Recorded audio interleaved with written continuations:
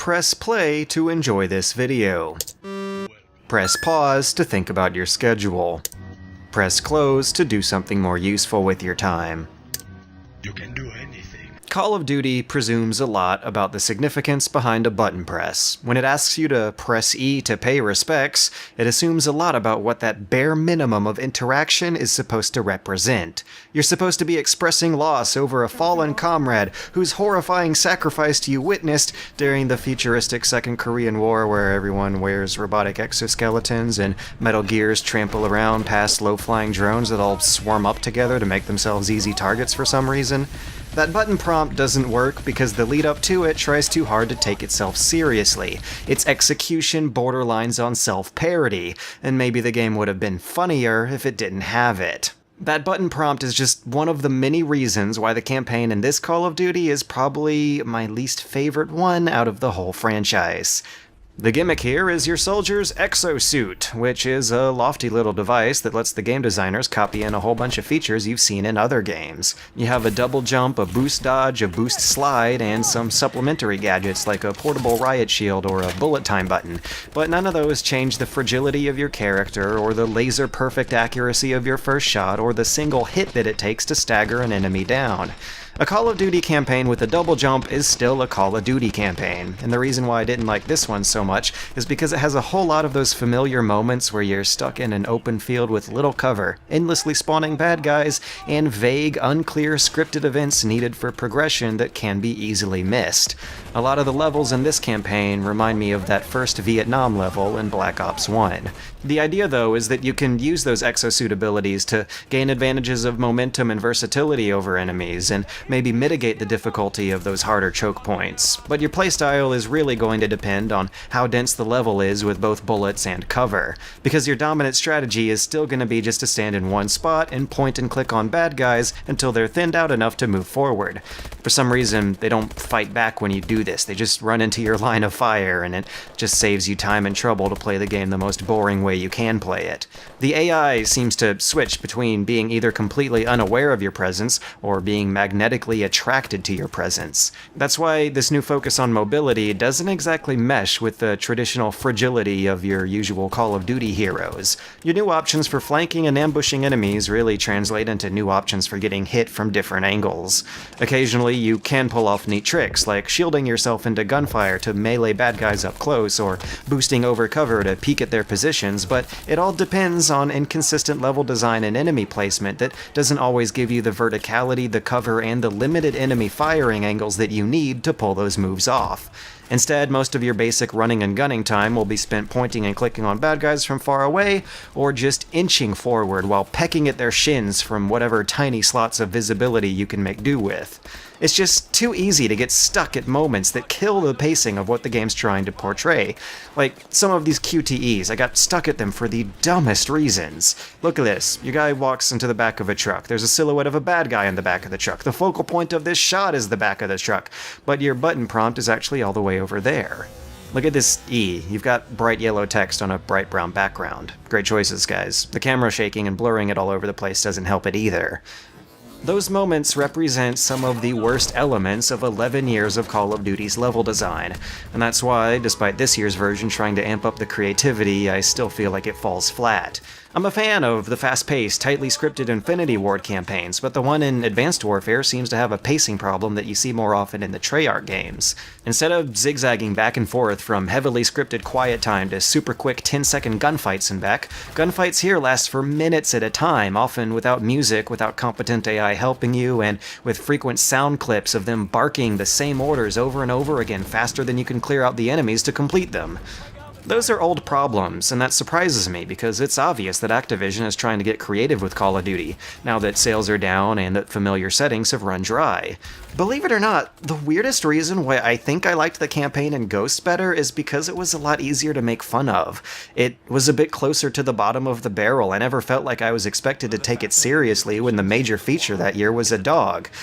And that's how I like Call of Duty games. They're thoughtless popcorn entertainment. If I can laugh at it, then good. But here I am, expected to press E to pay my respects in a setting that should be laughably cartoony, with sleek transitions and stylized future tech and Kevin Spacey almost green-screened into the cutscenes, but I can't laugh at it and enjoy myself because the fresh new style is just such a harsh contrast with the hyper-linear, hyper-scripted, passionless, playerless level design of this whole series. It has moments like this, where you might get excited thinking about how you can cruise a hoverbike around the rainy streets of a post-cyber-apocalypse Neo-Detroit, but then whatever NPC is your coach at the moment will say something like this. Sync to me. Keep it on autopilot. And it's not like the functionality isn't there. You actually can control the bike later on, but only during a loud, bombastic, heavily scripted escape scene that can't adapt to any bit of the player meddling into its sacred, precious script. Call of Duty with the double jump, with laser guns, with jetpacks and wall hack grenades and homing grenades and Kevin Spacey and hoverbikes and robots is just Call of Duty with the double jump. You press a button to pay respects, to turn on a pre-scripted cutscene, in the same way you press a button to activate mag gloves and climb up a building in a pre-scripted cutscene. It is boring to play. When you are actually fully in control of it, your hands look like this.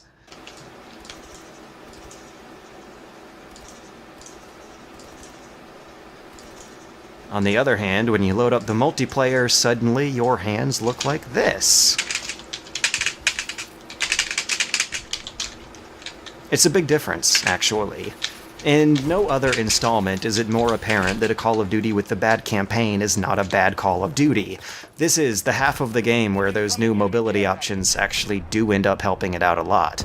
Call of Duty with the double jump is actually a much more interesting multiplayer game than regular old Call of Duty, and your boost dodging and air dashes end up adding a whole lot of finesse not just to your movements, but also to the minimum amount of precision needed to aim at other players. The skill ceiling here is a lot higher. There's a lot of interesting hidden tricks to it too that aren't readily obvious, like how combining the slide with the double jump makes you super jump, or how double tapping reload makes you super reload. It's a refreshing focus on speed and precision that reminds me a lot of the optimism I felt after playing Titanfall. You have to do a lot of that Unreal Tournament style aiming where you need to track tiny targets who are zigzagging through the air. Using cover and strategic loadout options still matter, but not nearly as much as just raw player skill does. You can actually run and gun in this one. There's a default loadout for it, and it's pretty darn fun. There are more loadout options than ever. There are randomizable, variable weapon loot drops that can be redeemed for EXP. There is a crazy amount of customization that lets you change everything from the crosshair in your scope to the really overpowering bonuses you can tack on to score streak rewards.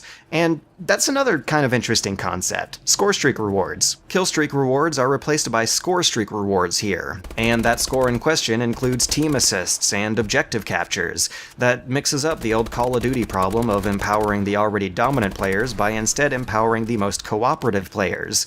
That's not necessarily a fundamental game-changing difference, but it does increase the player's strategic options while also raising the skill ceiling and addressing an old problem. Those double jumps and those boost dodges do help mitigate the incredibly quick time to kill in these games, even though it still has an incredibly quick time to kill. If you're not looking in the right place at the right time, you can't boost out of the way, and bam, that's all it takes. No time to react. Call of Duty with double jumps is a more interesting take on Call of Duty, but it is still Call of Duty. It's just ironic that the multiplayer game has much more interesting ideas for how to make fun gameplay than the single-player one, but it does strangely make that trade-off for the stability of the game engine.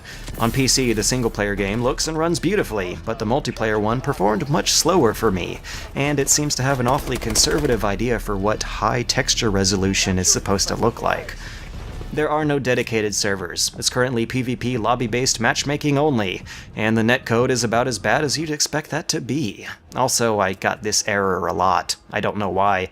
I've dropped out of match because of it, and on my way there I saw plenty of unpredictable lag spikes and sudden FPS drops. There's one map in particular that just kills my system, even though it looks much, much worse than other maps that can maintain a constant 90 frames per second on my system. In the meantime, though, it's hard to say that the fun I did have with that multiplayer was worth the hoops I had to jump through to get there, or the 7 or so hour campaign that was just bog standard. What redeeming qualities did that campaign have anyway?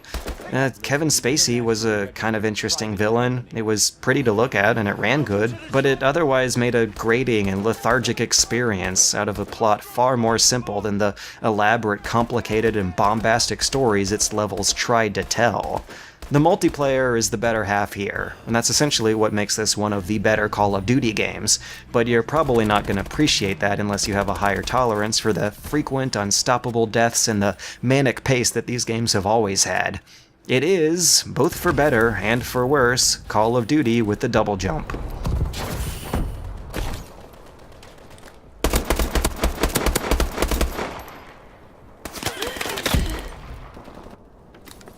We've taken the advantage.